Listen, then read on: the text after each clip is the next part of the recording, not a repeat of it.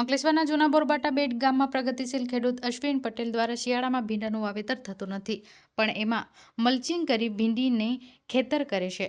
Mulching ઉપર crop cover કર્યું છે. ગરમીમાં જ ભીંડાનું વાવેતર થાય, શિયાળામાં થતું હોતું નથી. તાપમાન મેન્ટેન કરી જેથી છોડનો વિકાસ થાય. ડિસેમ્બરમાં ભીંડા વાવ્યા હતા, જેના કારણે 1200 મણના 1200 મળ્યા હતા. હવે સિઝનમાં 500 રૂપિયા થઈ ગયા છે. શિયાળામાં કર્યું તેથી વધુ રૂપિયા મળ્યા હતા.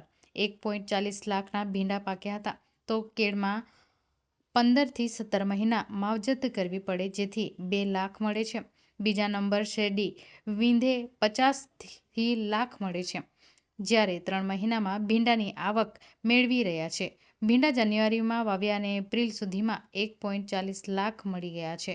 ચોળી પણ આ જ પદ્ધતિ વાવે છે, અને એ પણ સામાન્ય રીતે શિયાળામાં વાવેતર ચોળીનું થતું નથી. ક્રોપ કવર નવી પદ્ધતિનું લાવી તે ચોળી અને સ્વીટ કોર્ન વાવ્યું છે.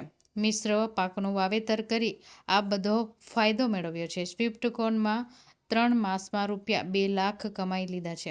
શાકભાજીનું શિડ્યુલ બદલવાનું કામ મોટાભાગે મેં જ કર્યું છે.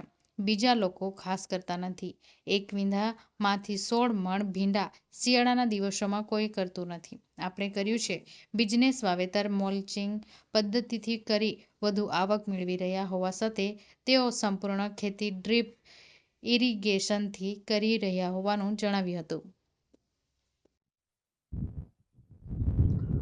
મારું નામ પટેલ અશ્વિનભાઈ કેશવભાઈ છે. હું જૂના બોરબેટ ગામનો વતની છું. મેં આ વર્ષે ભીંડાની ખેતી કરી હતી.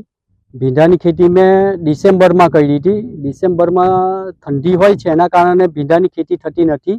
તો મેં નવીનતામાં ભીંડાની ખેતી એ રીતના કરી કે મેં મલ્ચિંગ કર્યું. મલ્ચિંગ ઉપર ક્રોપ કવર કર્યું હતું, કે જેને કારણે ભીંડામાં જે ટેમ્પરેચર જુએ, જનરલી ડિસેમ્બરમાં ઠંડીનો ગાળો હોય છે, તો ઠંડીના ગાળામાં ભીંડાનું વાવેતર થતું નથી. તો મેં એને ઉપર એક ક્રોપ કવર કર્યું હતું. ક્રોપ કવર કરીને મેં જે ભીંડાને જે ટેમ્પરેચર જોઈએ એ પ્રકારનું અંદર વાતાવરણ ઉત્પન્ન કર્યું હતું.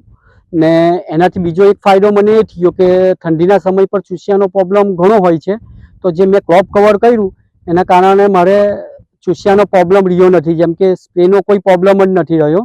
ને જે શરૂઆતમાં જે ગ્રોથ જોવે, શરૂઆતના તબક્કામાં ને જે પ્રમાણે છોડનો ગ્રોથ જોવે એ ગ્રોથ મને મળ્યો છે. ને 45 દિવસમાં મેં પહેલું હાર્વેસ્ટિંગ કર્યું હતું. ને આજે લગભગ મારે 50મી હાર્વેસ્ટિંગ થયું છે. ને મેં એમાંથી લગભગ 1 વીઘામાંથી 2,15,000 રૂપિયાના ભીંડા તોડ્યા છે.